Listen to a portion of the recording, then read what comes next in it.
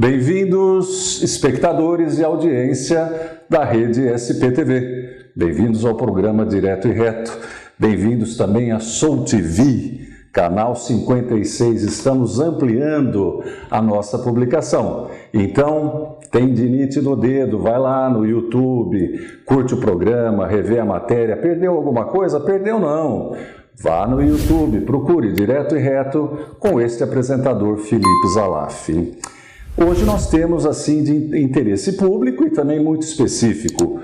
Público porque diz a respeito da gestão da justiça. Privado porque pode interessar para futuros advogados e advogadas. Isso mesmo. Somos nesse país algo em torno de 1.600.000 advogados e advogadas, sendo que no estado de São Paulo, maior unidade da federação, nós temos por volta de 600.000. E nós vamos sair deste universo maior para o micro-universo, chamado Americana, nossa querida cidade. Então, vamos falar de ordem. Que ordem é essa? A da bandeira, ordem e progresso?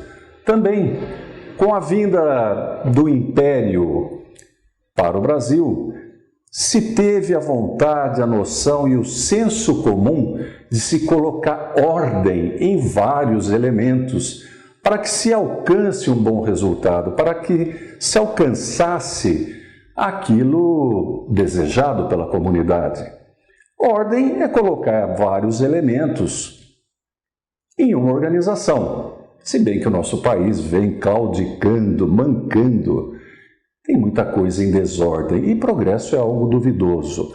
Mas, para decifrar essa situação, recebo hoje em nossos estúdios Rafael de Castro Garcia, nada mais, nada menos que o presidente da subseção da Ordem dos Advogados do Brasil. Seja muito bem-vindo, presidente. Olá, Felipe. Olá a todos os telespectadores da Rede SPTV. É uma grande honra e um privilégio poder estar aqui e conversar sobre aquilo que nós mais gostamos, sobre a advocacia e sobre a Ordem dos Advogados do Brasil. Para a nossa audiência, como que se torna um advogado? Advogado, primeiramente, eu sempre falo que a advocacia é uma profissão que ela não é para qualquer um. Porque o advogado, ele precisa ter muita coragem, né, Felipe? E digo que é um caminho muito árduo. Aquele que escolhe ser advogado e advogada, assim como nós somos, né, assume um compromisso de estudar para o resto da vida. Então, a pessoa precisa cursar a sua faculdade, né, que é conhecida como Faculdade de Direito, mas você busca o título de bacharel em Ciências Jurídicas e, em seguida, você precisa prestar o famoso exame da Ordem dos Advogados do Brasil, o exame de ordem, né? E esse exame, que sempre falam em uma reserva de mercado, um exame muito difícil, mas esse exame é muito importante, Felipe, aos nossos olhos e aos olhos de todo cidadão. Por quê? Porque é um exame que ele verifica se aquele bacharel ele detém os requisitos mínimos necessários para poder exercer a advocacia. E exercer a advocacia, nós sabemos, é muito sério, porque é a única profissão em que você recebe poderes para falar e para representar alguém, para falar em nome de alguém. E isso pode fazer toda a diferença, para o bem e para o mal. E para o mal. Rafael, diz uma coisa para mim, vamos nos despir de todo o formalismo, que nós somos assim rigorosamente treinados, excelência para cá, ilustríssimo para lá, doutor acolá. Inclusive, pessoal, vou pegar até o meu celular, que nessa vibe de receber o doutor Rafael aqui, estou me esquecendo aqui do meu aparelhinho amigo. Então, veja só, deixando um pouquinho de lado todo esse formalismo que nós fomos treinados, só para nós, hein? Não tem audiência. Como que é presidir os doutores da lei? Como que é, expressão que eu adoro quando o meu entrevistado está numa gelada, andar entre lobos? Eu sempre digo que nossa experiência de gerir a OAB, e falo com propriedade porque eu faço parte da diretoria desde 2010, Então, esse é o meu 12º ano como diretor da OAB. E, para mim, é uma grande honra e um privilégio poder ser o nosso representante hoje da nossa classe. Afinal de contas, não sou eu que estou dizendo, né? Isso já são os institutos de pesquisa. A Ordem dos Advogados do Brasil é a instituição mais respeitada de nosso país. Então, ter a honra e o privilégio de ser escolhido por pessoas que têm condições e qualidade para discernir e escolher aquele que eles entendem seja o melhor para representá-los, é uma grande honra. Mas, ao mesmo tempo, Felipe, é um grande compromisso. Porque o compromisso que nós assumimos lá em 2018 para presidir a OAB, nós temos que cumprir, que é o compromisso em fazer o melhor para a advocacia. Então, nosso trabalho ele é muito amplo, então ele preenche toda a questão da própria advocacia, né? Atender todas as necessidades do advogado e da advogada. Onde há um espaço de trabalho da advocacia, nós temos que olhar, ver qualquer necessidade de aprimoramento, nós temos que aprimorar e nós temos que garantir o exercício pleno da advocacia, com respeito a todas as prerrogativas profissionais dos advogados, que são os direitos que o advogado tem ao exercer sua profissão, e, ao mesmo tempo, por uma condição estatutária da nossa instituição, nós temos também um dever com a cidadania. Então, nós aqui da OAB de Americana, nós temos um trabalho muito importante perante o nosso município, que estamos em praticamente todos os conselhos municipais. E onde a OAB se faz presente, nós agimos com protagonismo. Invariavelmente, aquele representante da ordem que lá está no conselho, ele é elevado a presidente do conselho. E somos nós que acabamos por protagonizar grandes decisões dentro do nosso município, mesmo não sendo nada remunerado, não tendo nenhum cargo público específico que não seja os eletivos dentro desses conselhos, ao passo que criamos também comissões que acompanham toda a pauta de projetos de lei da nossa Câmara Municipal. Nós lemos todas as pautas de Câmara e algum projeto que se vê que não esteja de acordo, nós entramos em ação, vamos abrir o diálogo com os vereadores e buscar essa intermediação, interlocução, no intuito de aprimorar aquele projeto de lei que está sendo colocado. Então, é um grande compromisso, mas posso dizer, Felipe, é muito gratificante representar a nossa classe. Eu fiz a comparação com Lobos porque é uma classe muito crítica, né? Então, para os nossos amigos internautas e para a nossa audiência, vamos ser didático, despida a formalidade, como eu falei. Então, os membros da Ordem dos Advogados do Brasil, eles têm uma função institucional que é administrar, digamos assim, é o direito, os deveres, o Estado de Direito, o ordenamento jurídico. Você também, como representante máximo, ao menos aqui no município de Americana, como eu brinquei, nessa classe crítica, muito alerta para muita coisa, você também defende e está tão alerta quanto aos nossos direitos, aos nossos deveres e às nossas obrigações.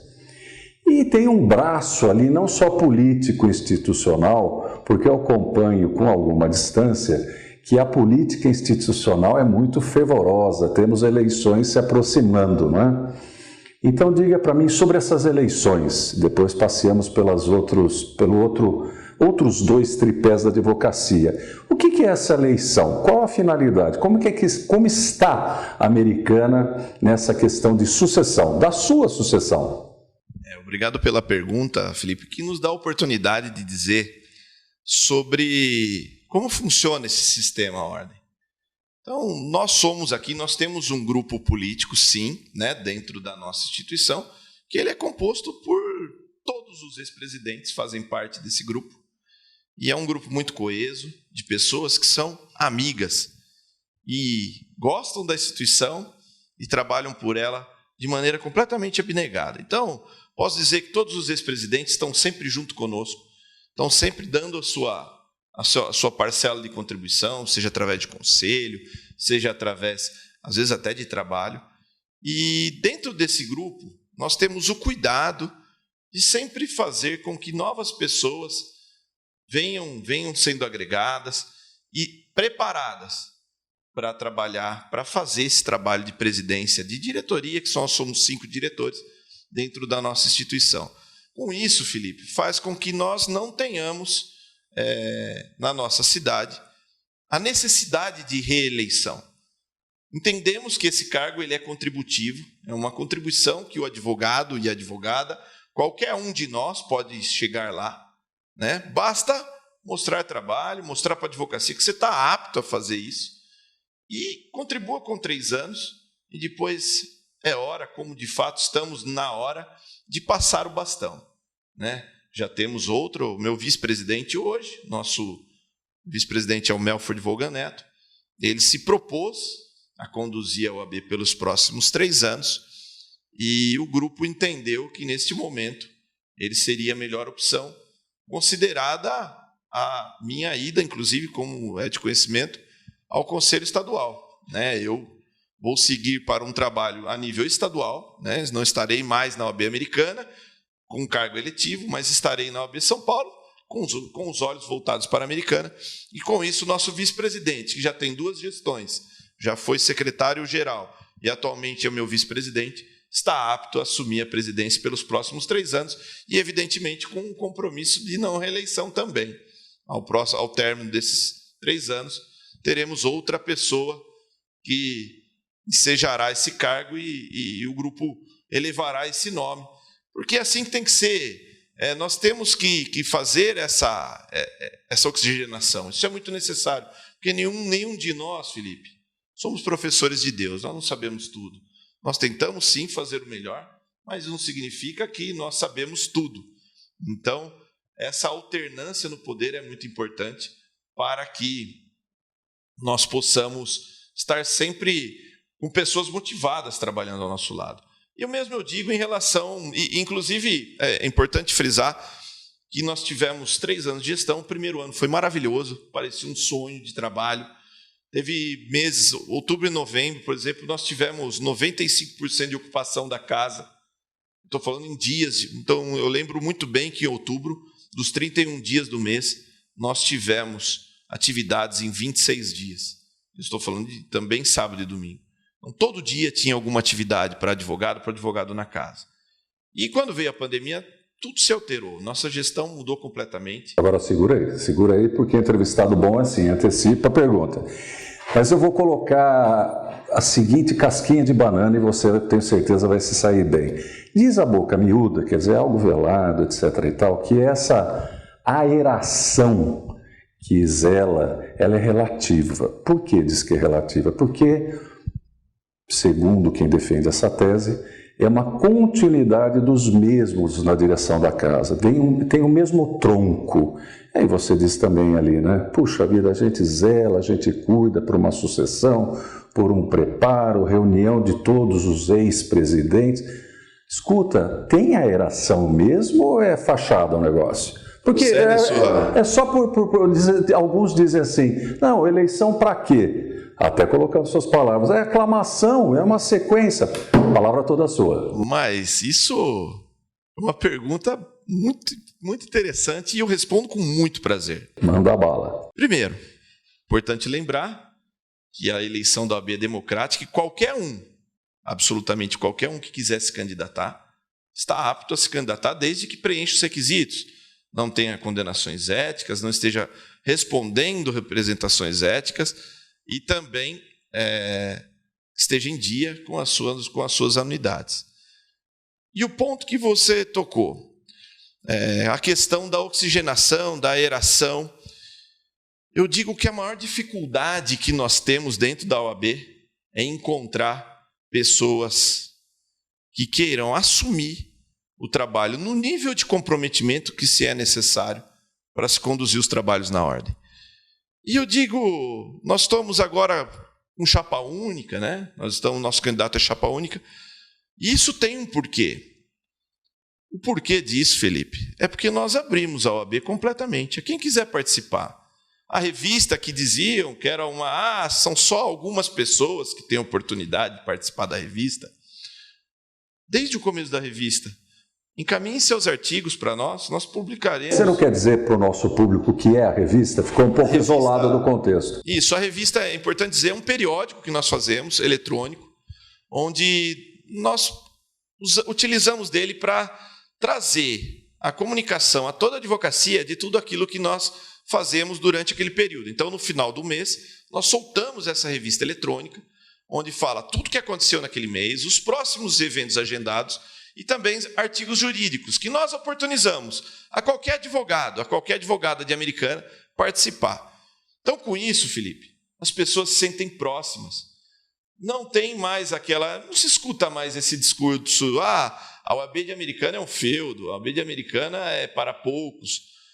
Porque, primeiro, eu não faço parte de nenhuma família tradicional da advocacia de Americana, eu não venho de nenhum grande escritório de advocacia de Americana. Minha família aqui, como muitas famílias de Americana, ela vem do ramo têxtil, e eu construí a minha advocacia com muito suor, fazendo estágio nos escritórios, trabalhando para outros advogados, e lá em 2004 montei o meu escritório e assim estou buscando meu espaço dentro da advocacia de Americana. Eu, assim como a maioria da advocacia de Americana. Então, nós não fazemos parte, eu não faço parte daquela elite da advocacia, como se diz, de alguns poucos escritórios que comandavam a advocacia de Americana há tempos atrás, e o que não era verdade. O seu pai, uma pessoa que eu tive a oportunidade, o privilégio de conhecer, um grande advogado na cidade, sempre teve essa situação de ser considerado o escritório de elite dentro de Americana, assim ainda o é. Como o escritório de sua família ainda o é. Ainda é. Mas por quê? Porque eram pessoas que se propunham fazer as coisas pelo nosso município. Eram pessoas que se colocavam à disposição do cidadão. Naquela época, se fosse perguntar para o doutor Castilho, para o doutor Clóvis Alaf, para o doutor Luiz Antônio Miante, para o doutor Sebastião Risseto, se valia a pena ser vereador do nosso município, financeiramente, é evidente que eles iam dizer que não, mas eles faziam aquilo por amor ao nosso município. Eles estavam sempre trabalhando dentro da nossa instituição. Alguns galgaram o cargo de presidente, outros não, mas nunca deixaram de participar da nossa história de classe. Nunca deixaram de estar presente, de estar protagonizando dentro da nossa instituição. Então, o que eu digo são as pessoas que se propõem, que alcançam.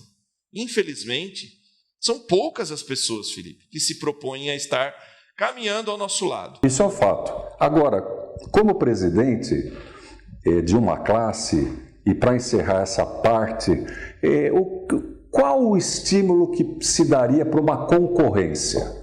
O que você vê? Concorrência sadia, evidentemente, nada animalesco. Mas eu digo assim, como, além dos requisitos ou pré-requisitos, como estimular, principalmente o jovem? Nós temos aí a advocacia jovem, assim é chamado, para acolher, para recepcionar os advogados recém-ingressos, não só na ordem, mas recém-formados. Qual a sua ideia de um estímulo dessa concorrência que eu estou chamando saudável? É importante poder falar sobre isso também, que a questão dessa elitização ela não é uma característica só daqui de Americana ou das cidades da nossa região. Ela está presente em todo o Brasil, tanto que a OAB, uma instituição que se preocupa muito com a questão da pluralidade, que ela criou no final do ano passado o sistema de cotas. Então, nós temos hoje a necessidade de paridade de gênero. Então, nós temos que ter dentro de uma chapa de subseção, de uma diretoria de subseção, que são 5, nós temos que ter ou 3 mulheres, ou 3 homens, e 2 mulheres ou 2 homens. Nunca podemos ser 4 e 1, seja 4 mulheres ou 4 homens. Também foi criada o sistema de cota racial. Então, hoje nós temos que necessariamente termos 2 pessoas que se autodeclararem pretos ou pardos dentro da nossa diretoria. Então, com isso, já traz pessoas, já faz-se a necessidade de buscar pessoas que talvez não tivessem essa oportunidade se as cotas não existissem. Não estou dizendo que é o caso aqui de Americana, estou dizendo que isso está valendo em todo o Brasil. Então, com isso, faz com que as pessoas que queiram participar, eu sempre falo, a OAB está aberta a todos. Quer participar? Venha participar de uma comissão. Então, nós falamos nas entregas de carteira para as pessoas. Falou, a A OAB ela é uma instituição abstrata. A OAB em si, ela não existe, mas ela se concretiza com a efetiva participação da advocacia, com a efetiva consolidação do trabalho que é feito, com a participação do advogado e advogada. Então, se esses advogados não vierem participar conosco, como a OAB se faz? A OAB vai fazer o seu trabalho para ninguém. Então, nada faz sentido sem a participação da advocacia. Então, para nós, é o que nós mais fazemos, convocamos, deixamos aberto. Essa pessoa que quer trabalhar, venha ser membro de uma comissão. Venha ajudar e mostre seu trabalho dentro de uma comissão. Que não falta trabalho. Mostre seu trabalho, nós estaremos acompanhando. Nós acompanhamos o trabalho de todas as comissões. Nós estaremos vendo aquela pessoa se destacar. E aquela pessoa se destacando, automaticamente ela vai galgar espaços maiores dentro do grupo e ela vai chegar, invariavelmente, um dia ao cargo máximo da OAB. Basta trabalhar, basta fazer sua parte. Agora, evidentemente, qualquer pessoa, como eu disse, pode montar o seu grupo e pode vir com novas ideias. Como sempre dissemos, nós não somos professores de Deus, mas a advocacia ela sabe escolher nesse momento. E essa experiência, porque falar é um caminho, porque essa experiência é necessária. Quando eu fui secretário-geral do Dr. Ricardo Andrietta, em 2010 e 2012, num dado momento, surgiu-se uma oportunidade que eu pudesse vir a ser o presidente ali, em 2013. Na ocasião, eu tinha em torno de 37 anos, 36 anos, e eu não me sentia preparado. Falei, não, é minha vez. Eu preciso estar melhor preparado para exercer essa importante função.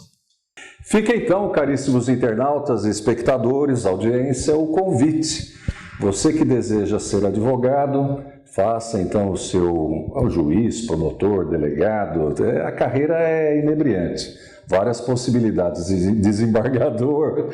Então, eu digo a vocês, olha, faça a sua graduação, experimente o exame da ordem, se submeta ao conhecimento e participe, monte sua chapa. Olha aí, coisa futura.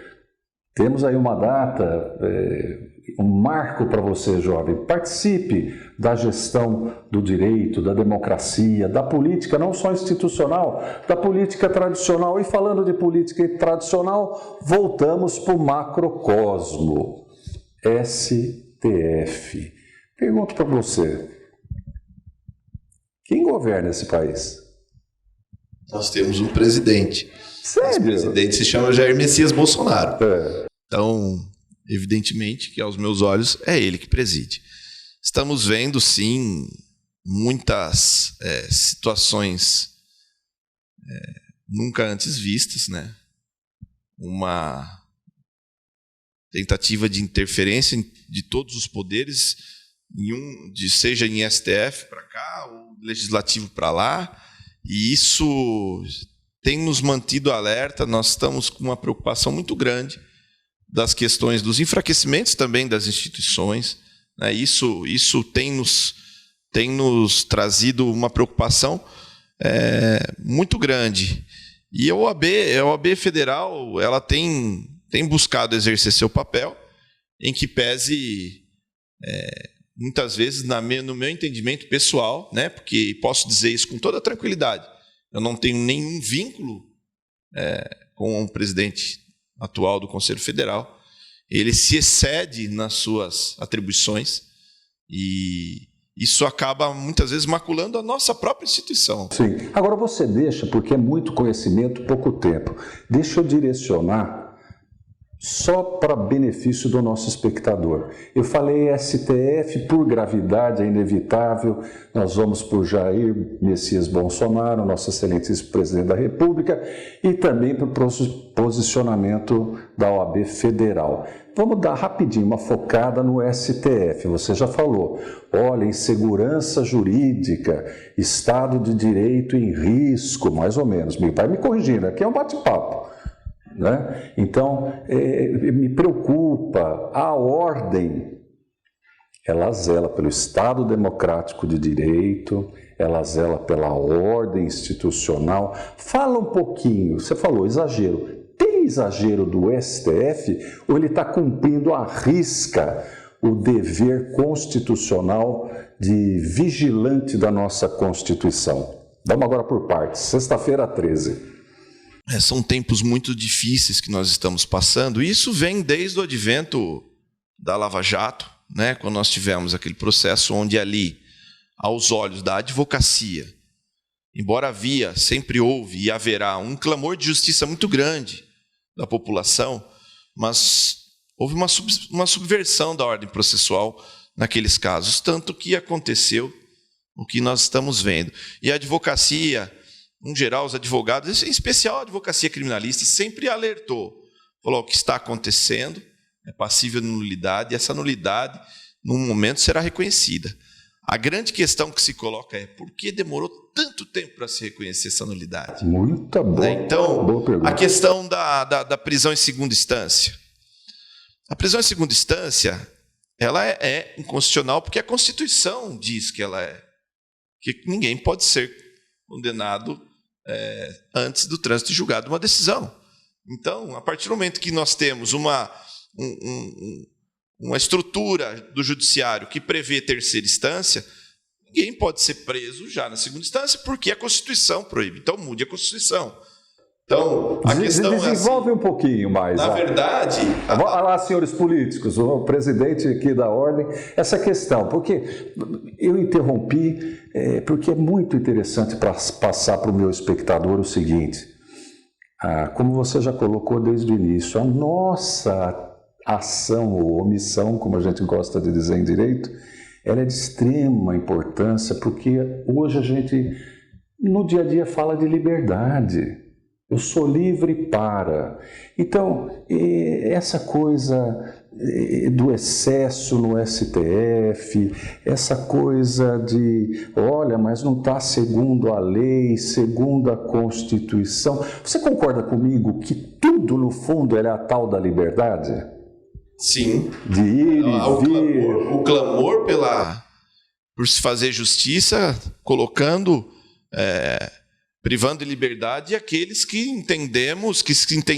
que a população entendia que havia lesado o erário público. Né? E estávamos falando do nosso representante maior nos anos passados. Mas o que é complicado, que eu sempre falo, é o emaranhado de normas que nós temos no nosso país. Então, aqui nós temos... Porque quando se fala em justiça, é importante que o telespectador entenda isso. Nós temos duas possibilidades, ou a velocidade ou a certeza da decisão. As duas não conseguem caminhar juntas. Ou você acelera o julgamento e você não caminha com análise de provas de maneira acurada, detalhada, ou então você faz um processo mais lento, uma análise maior de provas para não gerar uma nulidade. E nosso país, por conta do emaranhado de recursos que nós temos, ele escolheu esse segundo caminho. Só que, por outro lado, nós temos os prazos prescricionais.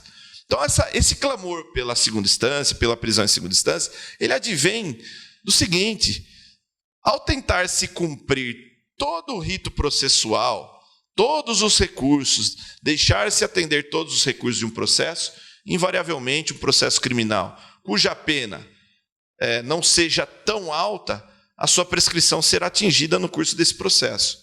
Então, lá na frente... Condenação, primeira instância, condenação em segunda instância, chegou em terceira instância, na hora de julgar, o que aconteceu? Extinção do processo por prescrição, se chama prescrição da pretensão punitiva. E aí tudo aquele trabalho que foi feito, e vale lembrar, dinheiro nosso, que somos nós que pagamos. Os tribunais, somos nós que pagamos os juízes, os desembargadores e os ministros, seja do Supremo, seja do STJ. Todo esse dinheiro foi jogado fora, porque o trabalho que foi feito, ele vai dar em lugar nenhum por conta da prescrição. Então, o que nós precisamos é mudar a Constituição. Se entendemos que não é essa sistemática que temos que seguir, temos que mudar a lei. Mas se a lei que existe é igual ao futebol, gente. Regra do jogo. A regra do jogo existe. Goste eu ou não, ela tem que ser seguida. É igual aqui, a regra da questão das cotas. Tem muita gente que reclamou, subseções pequenas, falando, não consigo. Cumprir. Então, não consigo cumprir as cotas. Essa é a regra do jogo. Você não a famosa, a lei é dura, mas é lei, né? Dura Exato. lex, sete lex. Então é isso que nós vemos hoje no nosso país. Essa contradição entre o dever de punir aquele que comete um crime e a impossibilidade de fazê-lo por conta de restrições que existem na própria lei, né, Felipe? Agora vamos para o executivo, né? Em segurança jurídica, falamos aí do judiciário, executivo, e fica sempre por parte do programa e da nossa televisão o convite de todo citado a participar do nosso programa. Desde que nominado, é nossa satisfação e nossa obrigação de dar e distribuir o direito de maneira igualitária. Executivo Jair Messias Bolsonaro, sem dúvida nenhuma, uma polêmica, então vamos acelerar esse processo. Mas eu digo para você, afinal, neste momento, ele contribui para o Estado Democrático de Direito ou ele é uma espécie de sombra para a liberdade? Felipe, essa pergunta ela é muito difícil, porque acho que a minha opinião pessoal, nesse momento acho que ela não cabe, né? Eu aqui como representante da OAB, eu tenho que falar aquilo que a minha instituição vê e aquilo que eu estou aqui representando uma instituição que é a Ordem, e eu vou dar a opinião da minha instituição. Aos olhos da nossa instituição, vem sendo lesivo muitos dos encaminhamentos, na medida em que está sendo solapados vários direitos dos nossos cidadãos. A questão mesmo desse trabalho contra a questão da vacina, né? A questão eu sempre falo que a questão do exemplo, nós somos exemplo. Eu, enquanto presidente da OAB, eu tenho que dar o exemplo. Eu tenho que ser correto, mas eu não tenho só que ser, eu tenho que parecer também. Então, tudo que eu faço, ele é salvo-conduto para que todos os 1.762 advogados inscritos em Americana façam igual. Se o presidente faz, por que eu não posso fazer? Então, essa questão, por que muitos falam Bolsonaro genocida? Tal? Por causa dos maus exemplos que ele dá. Uma pessoa que parece não se solidarizar, muitas vezes, com o que está acontecendo. Morreram não sei quantas pessoas. Você quer que eu faça o quê? Eu não sou coveiro, sou eu. A pessoa ela tem que ter a sensibilidade de entender que ela ali representa uma nação, que ela tem que dar o exemplo. Então, se a ciência toda está dizendo que nós temos que usar as máscaras, temos que usar a máscara. Ele tem que usar, ele tem que dar o exemplo. Se nós está dizendo que nós não podemos aglomerar, que os hospitais estão lotados, que nós não temos UTI, que falta oxigênio, e que nós temos que, dentro do possível, quem puder ficar em casa, ele não pode dizer o contrário, por sua livre e espontânea convicção. Então, por conta de encaminhamentos como esse, é que nós vemos hoje uma polarização no nosso país muito grande. Nós não tínhamos isso. E longe de dizer que eu apoio, eu acho que a principal bandeira que nós assumimos aqui em Americana, Felipe, é importante dizer isso, nós somos completamente apartidários, todos nós. Todos que vêm participar do nosso grupo, a primeira pergunta, você faz parte de algum... Você é militante de algum partido político? Não precisa nem ser filiado. Militante? Não, não sou. O meu partido é a Ordem dos Advogados do Brasil. Então, para eu poder ter a liberdade de falar em nome dessa instituição, se eu for filiado ao PSDB, como que eu vou falar de Jair Bolsonaro? Se eu for filiado ao PL, o PSL, eu sei lá para onde ele está indo, né? Como que eu vou ter poder falar dele mesmo, né? Então, porque afinal de contas ele seria um companheiro de partido, né? Então é muito complicado falar sobre esses assuntos. Mas eu quero, por isso que eu estou acelerando. Você falou muito bem sobre questões do judiciário, melhor ainda sobre representando a ordem, sobre a questão do executivo. Agora eu quero aproveitar esse gancho. Política partidária. Você me deu a chance, serviu de escada para eu dizer. E deixar bem claro para a nossa audiência. Lei é dura, mas é lei. O advogado zela pela boa aplicação da lei. Se a lei é ruim, cabe a quem? Senadores, deputados e assim vai. Por favor, uma rápida inserção agora no nosso legislativo. Importante que nós temos uma sistemática de lei, que ela vem desde as câmaras municipais, então nós temos nós temos uma hierarquia. A nossa lei maior, como sabemos, é a Constituição Federal, e nenhuma outra lei, seja uma lei federal, seja uma lei estadual ou uma lei municipal, elas podem contrapor aquilo que está sendo dito na Constituição. Então nós temos essa hierarquia de lei, e é isso que nós fazemos aqui. Nós conferimos para que, se aquela determinada projeto de lei não é inconstitucional, se ela pode prosseguir da forma como ela está. Vou dar um exemplo muito simples. Em Americana, tempos atrás, se estabeleceu uma lei do silêncio, que era a lei do psil, e ela previa a necessidade de fiscalização dos próprios estabelecimentos. Evidentemente que emitimos um parecer que isso era inconstitucional. Você não pode transferir um poder de polícia a um estabelecimento. Ele não tem a obrigatoriedade de dizer. É a mesma questão da lei antifumo, né? A pessoa não pode fumar aqui.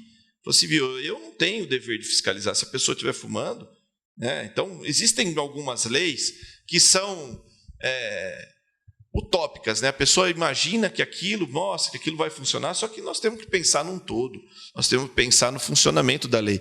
E eu disse isso outro dia, eu fui na Câmara, um vereador, uma vereadora, me reserva não dizer o nome, daqui de Americana, estava sendo questionado, porque não tinha apresentado até o momento nenhum projeto de lei no município.